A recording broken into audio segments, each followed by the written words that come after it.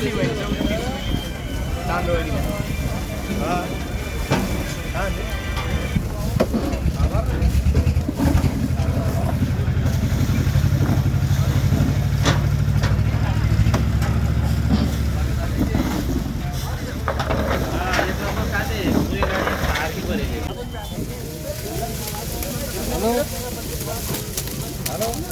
नाही ना राव एलपीजी करो उसको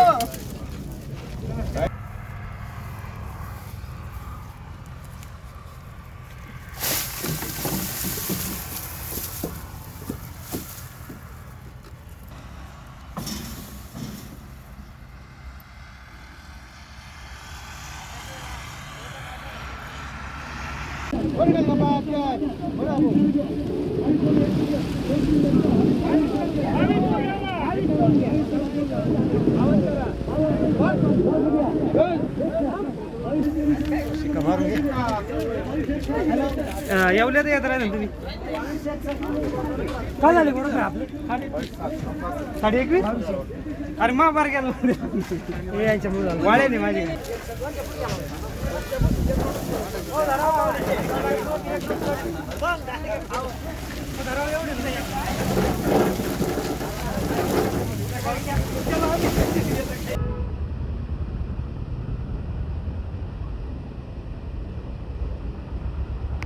कांदा गेल्या 7 तारखेला निर्यात बंदी झाली. सुमारे आज 10 दिवस झाले.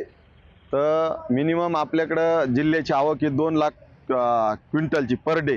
तर त्याच्यानुसार दिवसाला 40 कोटीचं शेतकऱ्यांचं नुकसान आहे. तर 10 दिवसाचं सुमारे 400 कोटी रुपये शेतकऱ्यांचं नुकसान आहे. हे एका जिल्ह्यातलं आहे.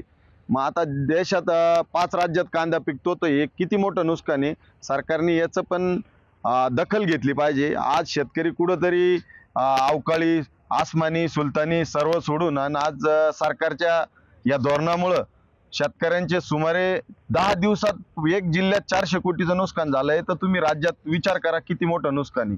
आणि शेतकऱ्यांचंच नाही तर व्यापाऱ्यांचं पण फार मोठं नुकसान झालंय. जे शेतकऱ्यांचे माल 44-45 रुपयाचे घेतलेले माल व्यापाऱ्यांना सुमारे 1500 ते 2000 रुपयाचे त्याचं पर क्विंटलचं नुकसान झालंय. तर व्यापाऱ्यांचं बी जवळजवळ 100 कोटीचं नुकसान झालेलं आहे.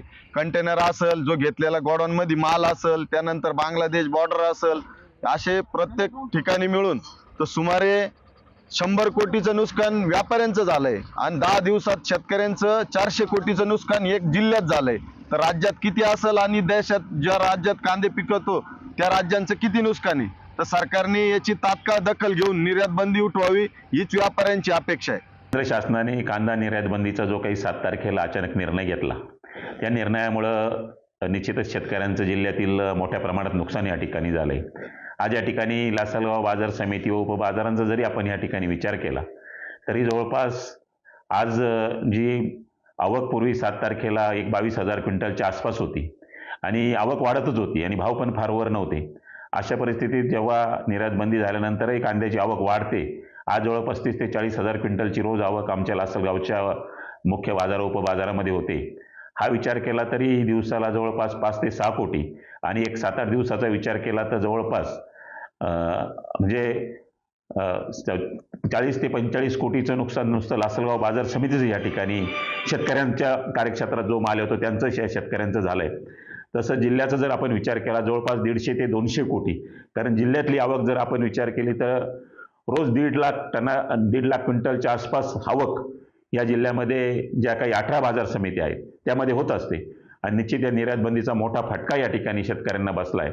शेतकऱ्यांबरोबरच जे काही इतर घटक बाजार समितीचा मार्केट फीमुळे सुद्धा मोठ्या प्रमाणात नुकसान इथं बाजार समितीचं पण या ठिकाणी होत आहे. आणि निश्चित याचा केंद्र शासनाने पुनर्विचार करावा आणि ही जी काही निर्यात बंदी या ठिकाणी डिक्लेअर केली ती रद्द व्हावी या दृष्टीने आम्ही प्रयत्न करतोय. त्या पद्धतीचे केंद्र शासनाकडे मागणी केली. लवकरात लवकर तसा निर्णय होईल आणि शेतकऱ्यांना कसे 2 पैसे मिळतील या दृष्टीने शासनाने निर्णय